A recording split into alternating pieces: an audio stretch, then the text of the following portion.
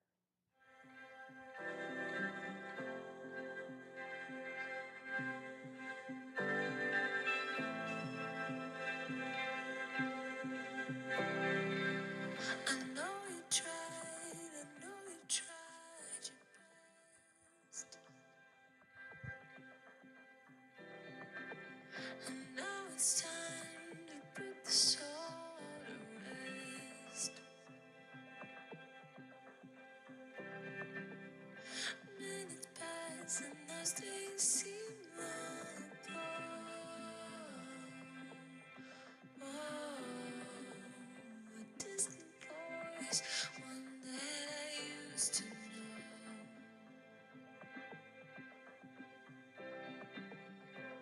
There's a force and it's trying to drag me down, down. If you go, then I'm going with you now. Don't look back, nothing left to see. Just leave the shadows in the past. If I let it go, cannot shake this feeling.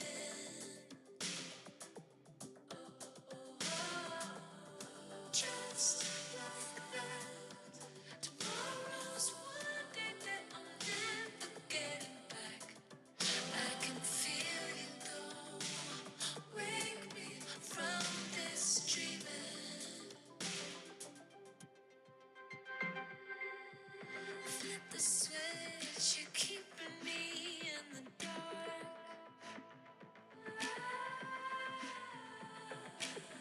My vision's clear, I see you left a mark.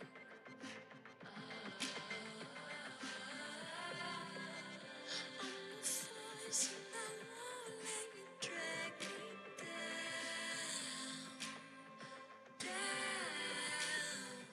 If you go, I'm not going with you now. Don't look back, nothing left to see. Just leave the shadows in the past. If I let it go, cannot shake this feeling. Just like that. Tomorrow's one day that I'm never getting back. I can feel you though. Wake me from this dreaming. Wake me from this dreaming.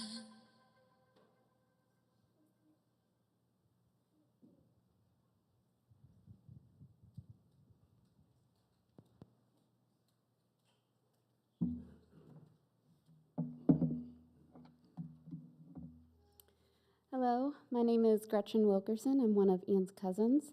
On behalf of the family, I would like to welcome everybody. Today we celebrate Ian, his life, his accomplishments, his energy, and his humor. It's been wonderful to hear from people from every facet of his life, from his childhood to his Air Force family. There's a saying that goes, it's not the number of years in the life, it's the amount of life in those years. And Ian lived a lot of those lives in his 22 years. Today we will touch on some of the highlights. At some point we will ask you to share your experiences and thoughts, but first we want to hear from Commander Lieutenant Colonel Deeney.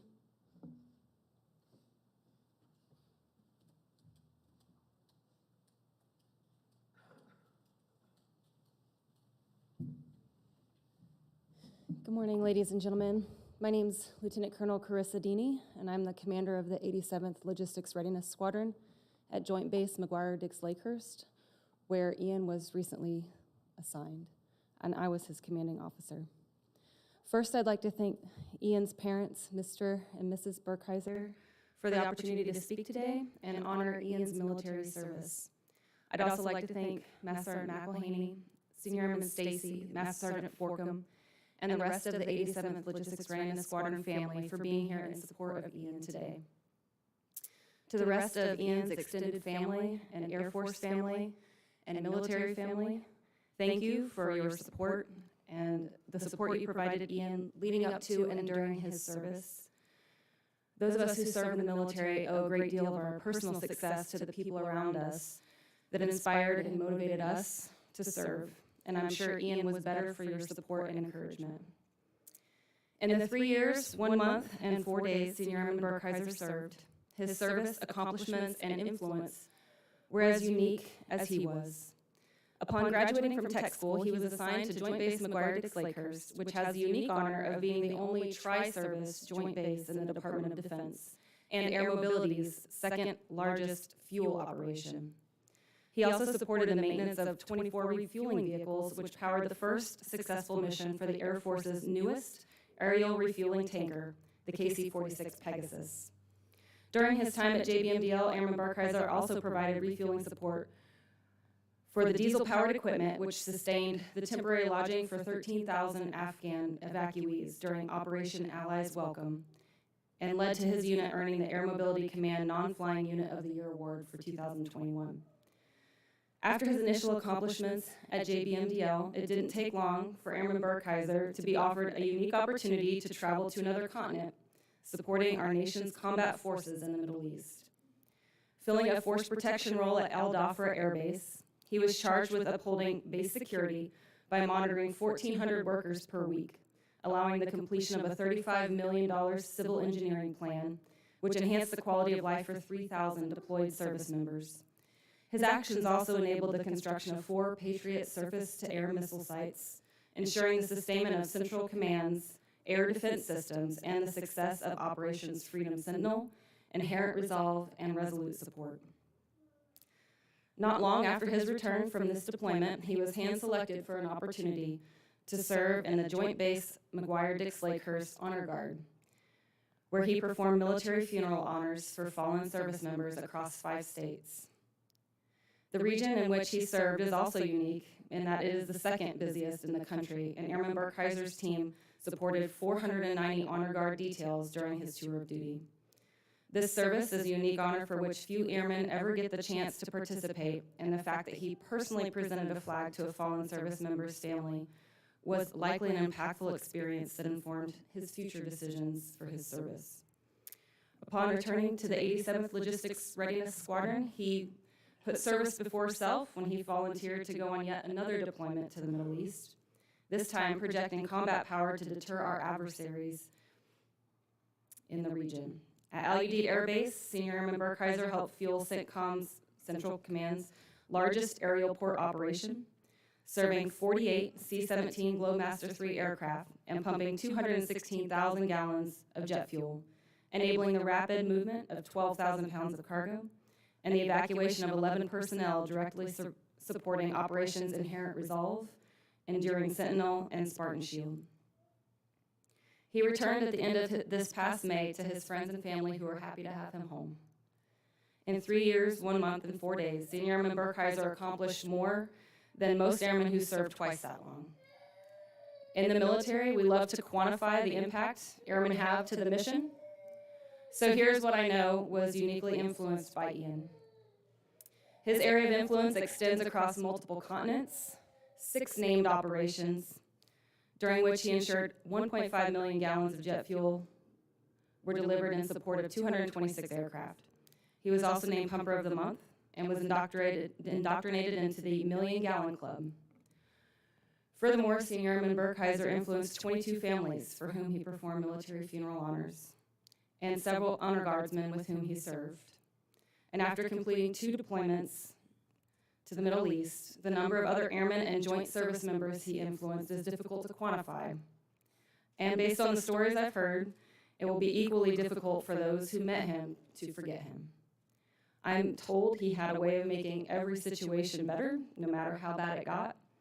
And it probably got pretty bad on the long shifts, tough emotional times during Honor Guard, and being away from family and friends during deployments. Our base chaplain offered the following quote by Charles Dickens to the 87th Logistics Readiness Squadron Fuels team last week, which I think was divinely inspired for Ian. He said, "No one is useless in the world who lightens the burdens of another." As a friend and fellow airman, Ian was great at lightening the burdens of others. And as a service member, his contributions to America's national security requirements in the 3 years, 1 month, and 4 days of his service will have impacts for years to come. He will be greatly missed by all those who had the pleasure of knowing him and benefiting from his unique service, accomplishments, and influence. Thank you.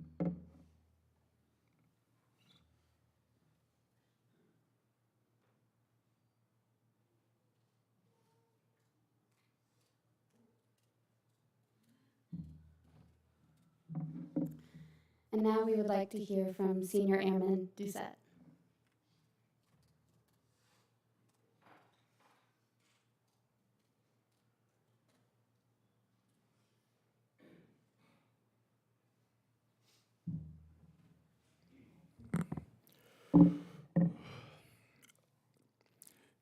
Ian was my best friend and my brother, and he always will be. I had 3 years to really get to know Ian, 3 years to see him whenever I wanted. He was a phone call away, and I knew he'd answer, and he could be in my dorm in a matter of minutes. We lived in the same building for about 2.5 years, so there were more nights that we spent together than nights alone.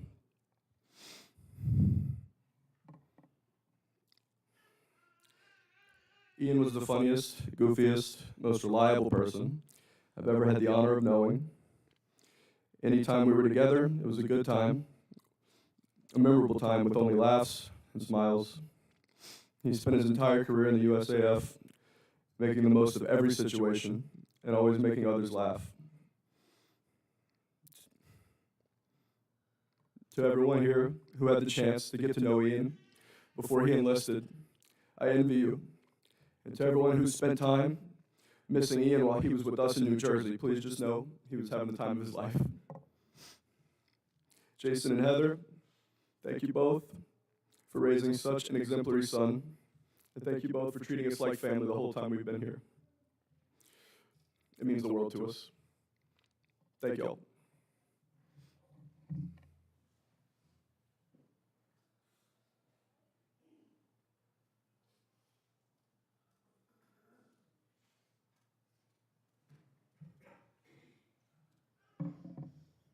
It's great to hear that Ian kept his personality from childhood to his Air Force family.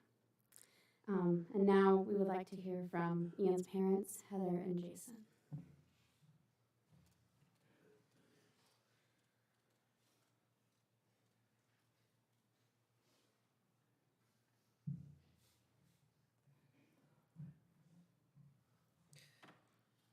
I'm going to do my best. To my son, Ian, I closed my eyes for a moment and suddenly a man stood where a little boy used to be. I may not be able to hold you in my arms, but I will always hold you in my heart. You have given me so many reasons to be proud of the man you've become. But my proudest moment is telling others that you are my son. I love you now and forever. Mother. He called me Mother, not Mom. Hello, Mother. Father. Grandmother. I can't do it anymore. I did save it. I have it on file. Of course, my screen lock.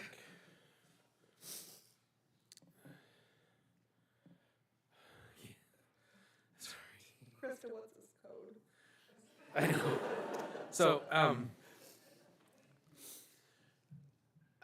so I've spoken quite a bit in front of people, and I've been best man in a couple weddings, and I don't usually write speeches or rehearse them, or I just go from the cuff, and I've done pretty well. But this morning I sat down and tried to write some words to say today, and of course the printer wouldn't work. So here's what I have to say. So, excuse me.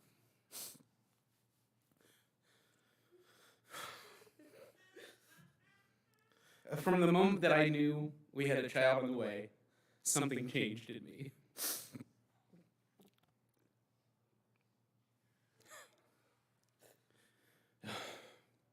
Suddenly, I had a new purpose and an immediate and immense love for another human being like I've never felt before. Ian gave meaning to my life.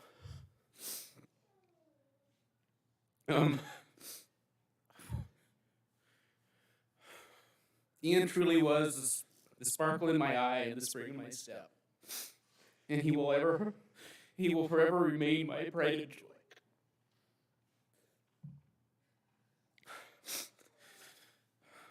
He was everything to me, and there was nothing that I would not have done for him.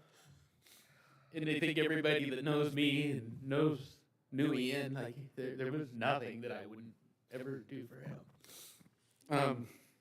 And now I'm ad-libbing, but And what feels so good is he knew it too. He knew it, and he knew how much he was loved. And totally ad-libbing. I got the chance to see Ian a few weeks ago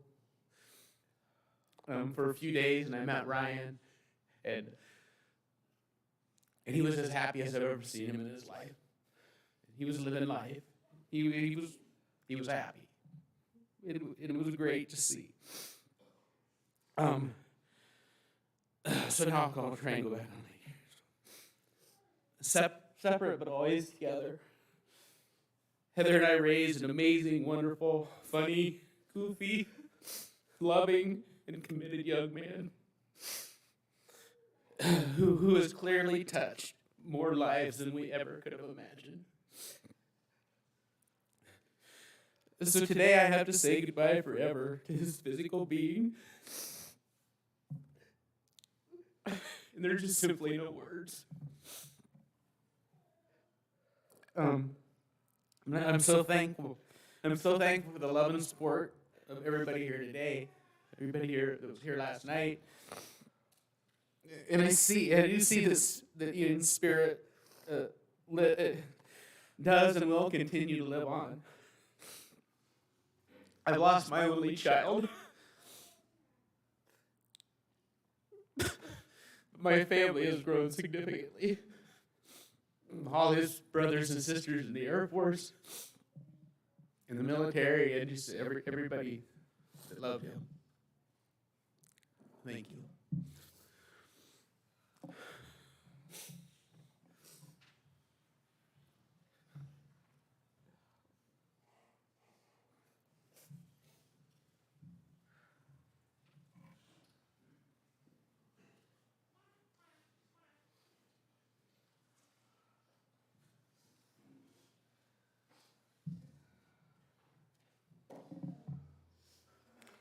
And now Ian's grandmother, Maggie Petersen, would like to share.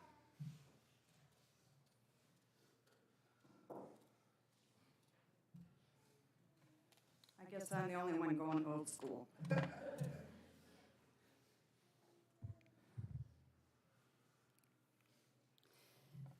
I wanted to share how Ian affected my life, to perhaps give you a glimpse into the person he was. And please extend some grace for stumbled words. Ian, I first of all thank God for giving you to our family. In my heart, I like to think you were perfect, though none of us are. You were pretty darn close. You've been a gift from day of delivery and the 22 years I had as your grandmother, as you always call me. Some of the things I love most about you, your independence in choosing your way, yet you are so thoughtful and loving and word to me and seem to really relish our times together. You have a way to make me laugh out loud with all the silly faces that you manifest just to make me laugh, which encouraged you to do it more and more.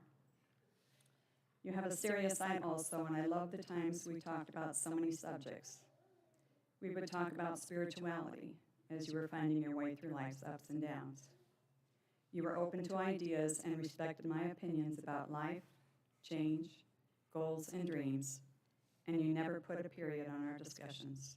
We could pick up the conversation at any time down the road. I admired your zeal for life. While I am a rule follower and need details and firm direction, you just live life and play as it played out.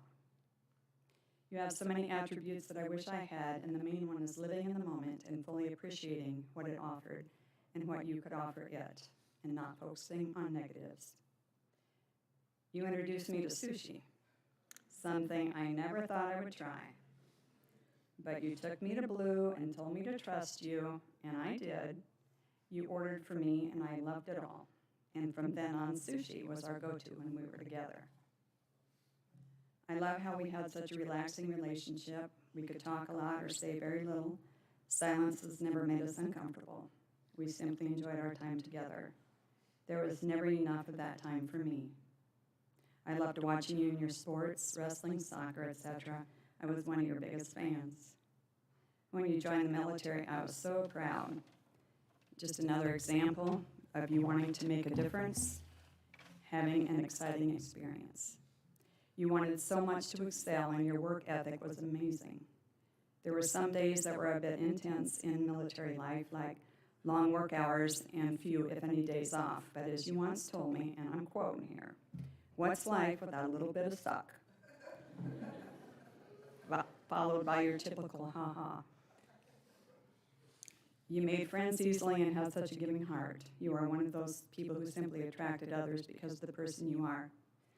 I know you don't like people making a fuss over you. When you accepted attention, it was definitely your choice, and that happened on occasion. Now I find myself at one of the most difficult times of my life. In the disbelief and sadness, I work towards surrendering to the reality of what is and hold on to the love, joy, and fun that you placed in my heart and life, and that can never be taken away. Finally, I would like to give a verse not only for Ian, but for all here. The Lord bless you and keep you. The Lord make his face shine upon you and be gracious to you. The Lord turn his face towards you and give you peace. I love you, grandson.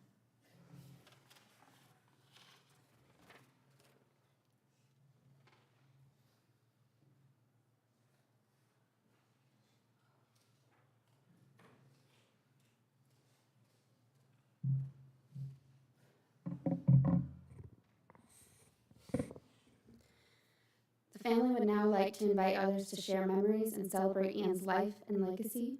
But first, we want to hear from a few people before we open it to everybody. So first sharing will be his sister, Sydnee.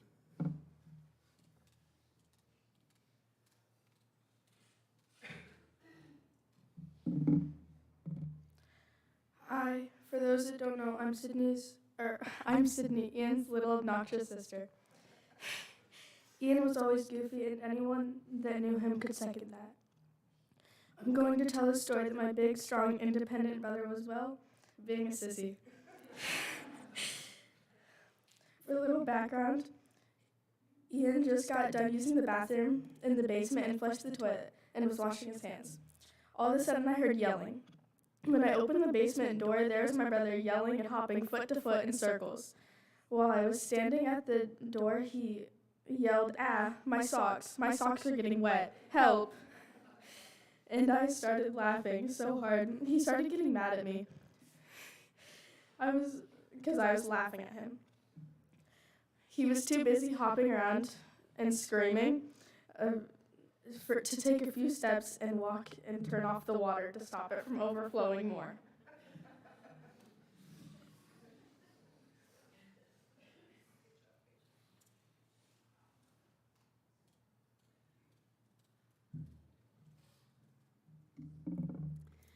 And now, Ian's best friend, Derek.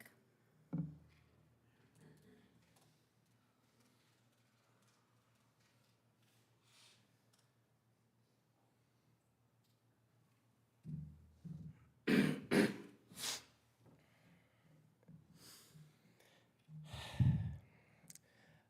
was gonna write something down, but I just kept deleting it.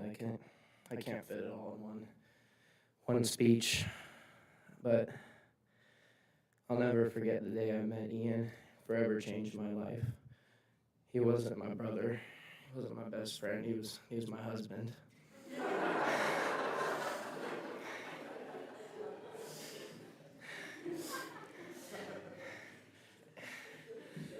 It's hard being a widow.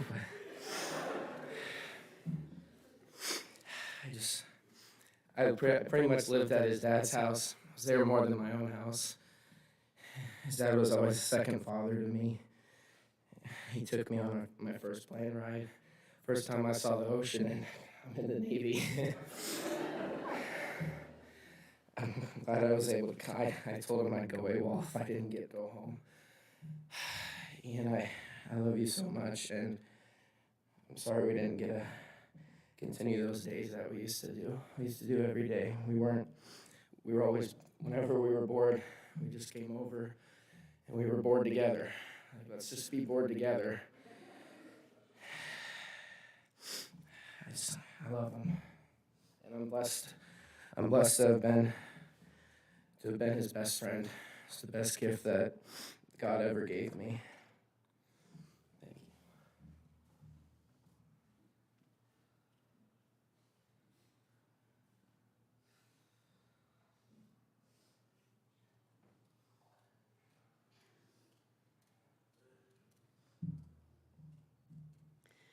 And now Derek's mother, Sue.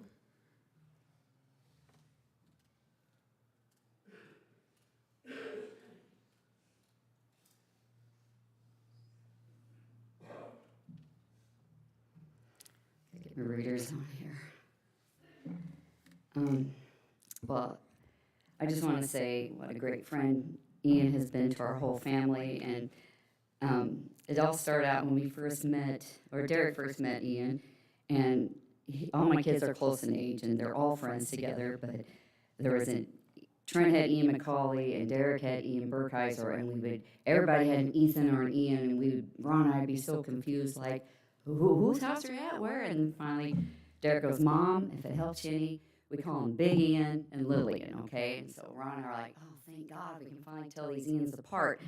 So that was good, but they all had names for each other too. Like at Derek's graduation party, we had a poster with a Navy emblem because he's on his way to boot camp, and Ian signed it, Mr. D, and then he said, I'm going to miss you.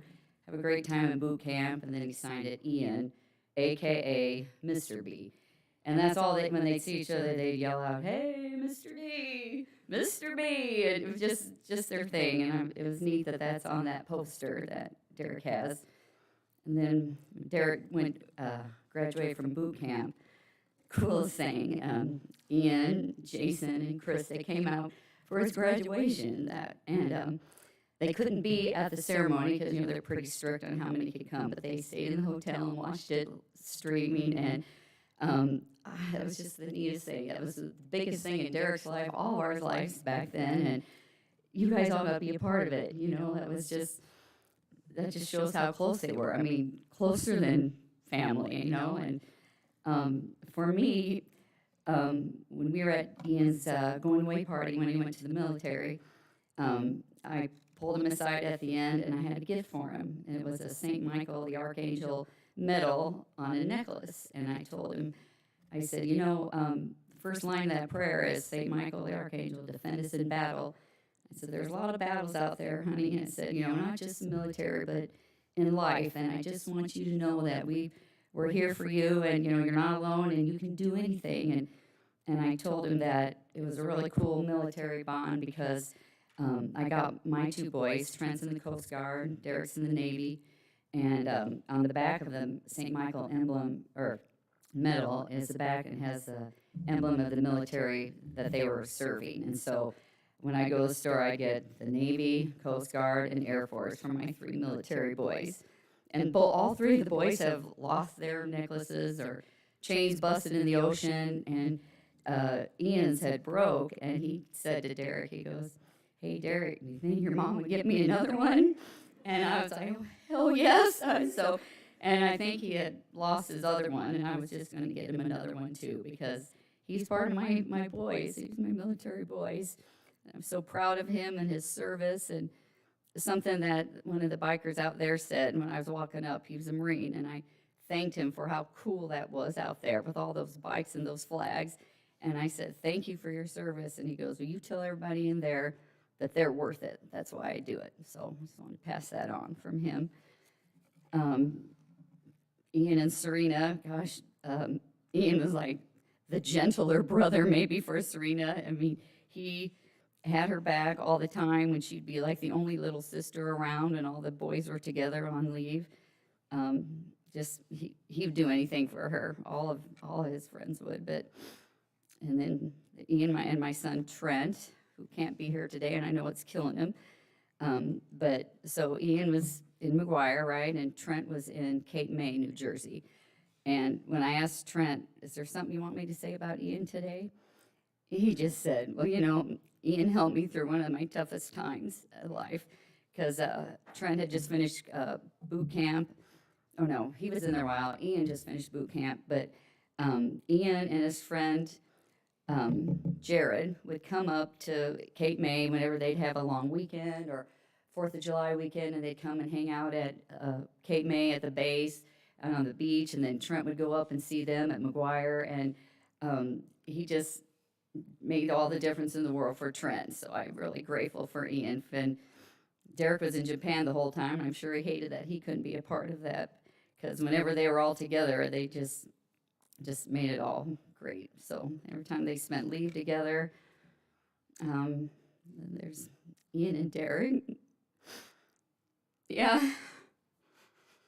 Obviously, that unbreakable bond. And I'm so grateful that Derek had Ian. There's unconditional, vice versa, unconditional craziness and rowdiness. I don't know who else could be as crazy as you, but you found him, and you just got each other. I was going to talk about your first plane trip because I thought that was pretty cool. All the many nights out at Jason's house, and just like you said, Derek, when you left for boot camp, Serena and I were saying, gosh, it doesn't even feel like Derek's gone. I just feel like he's at Ian's. Because he was all the time, So I'm just so grateful. And when Ian turned 21, January 19th, so Ian decided he wanted to spend that with his best friend, Derek. So he flew out to San Diego, where Derek's stationed. Krista and Jason flew out to all be together. Of course, Ron and I just finished this super stupid remodel and spent all our money, so we couldn't afford to go out with them, and I regret that. But they had a great time celebrating Ian's 21st birthday in San Diego. I heard he slept through most of the day when you guys wanted to go out and do stuff because of the night before, but sounded like a great time. Derek and Ian would coordinate their leaves together. I'd be like, so are you coming home for Thanksgiving or Christmas? And he's like, well, it just depends on what Ian's doing. I'll check with Ian and I'll get back to you, Mom. So, that was just everything. They wanted to go to Australia together maybe next year. They timed when they were both going to get out of the military together as close. He's like, well, if you get out here, maybe I won't enlist in another year. Their apartment together, they had a lot of plans together. And so I just want to tell everybody there's so many stories of Ian, and just keep sharing your stories, you guys, because that's what keeps him with you, for sure. And when I got up the other morning, I just heard this song, and it's kind of a neat way to end. It just said, earth has no sorrow that heaven can't heal. So just remember that, everyone. Okay, we love you, Ian. Thank you.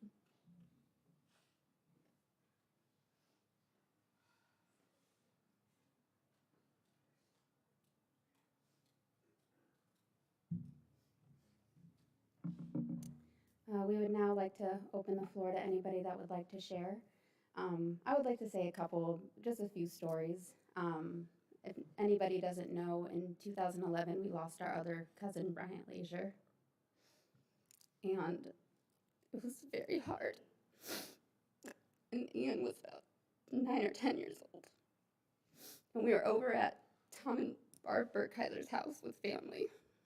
And in the backyard, they had a cemetery. And Ian and I it was just us two, we got away from the family. And we walked around the cemetery talking about stories about Bryant. And Ian didn't really know what was going on. He just knew that Bryant was gone. But just being able to share those stories and walk around in the cemetery with him was very healing. And I was able to bond with him very well during that time.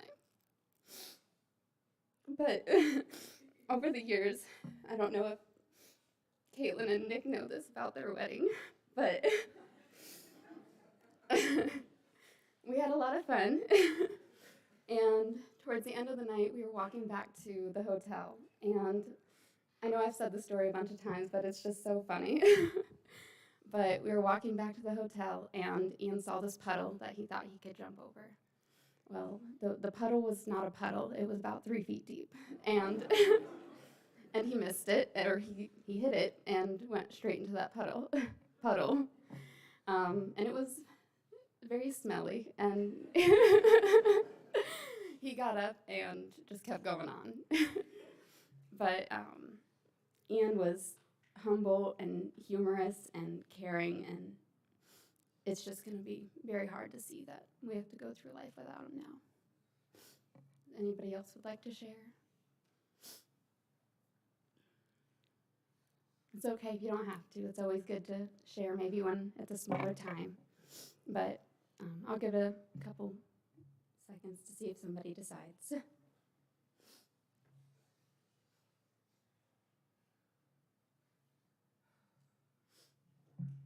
It can be easier to share at those luncheons too. So we will proceed to the Omaha National Cemetery, where Ian will be laid to rest with the full military honors.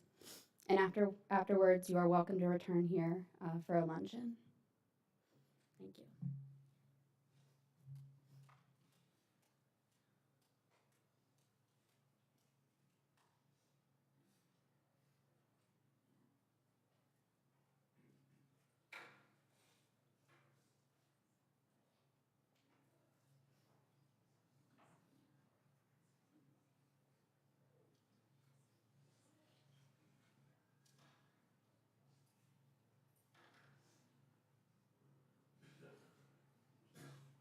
I do thank you all for coming. This does conclude the service. What we're going to do is process from the front to the back in that order. We'll go outside. Those here that are